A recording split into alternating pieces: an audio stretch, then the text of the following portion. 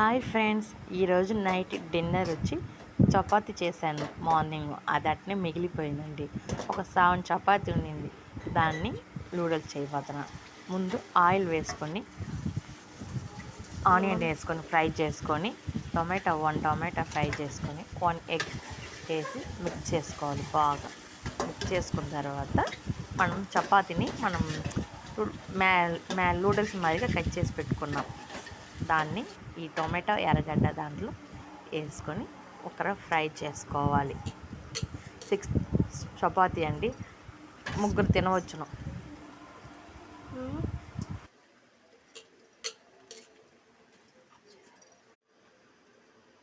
ఇప్పుడు మిరప్పొడి, సాల్ట్,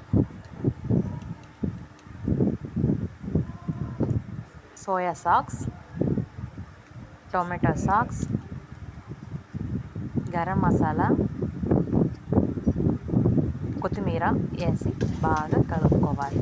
అన్ని చపాతీలో మనం వేసిన మసాలాన్ని కలుపుకుంటేనే చపాతీ చాలా టేస్ట్గా ఉంటుంది.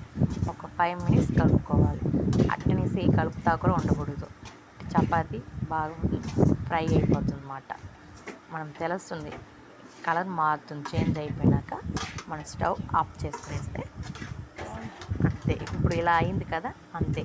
ఇప్పుడు మనం ప్లేట్లో పెట్టుకొని చేసి తిన్నారంటే చాలా బాగుందండి. మీరు బయట కొనుక్కునేది కన్నా మనం ఇంట్లోనే చేసుకోవచ్చు. ఇలాగా ప్లీజ్ మీరు ఈ వీడియోని మీరు చూస్తున్నారు కానీ లైక్ చేయండి అంటున్నారు, సబ్స్క్రైబ్ చేసుకుని అంటున్నారండి. ఏమండి, సబ్స్క్రైబ్ చేసుకోండి ప్లీజ్, అట్నే లైక్ చేయండి. Thank you so much.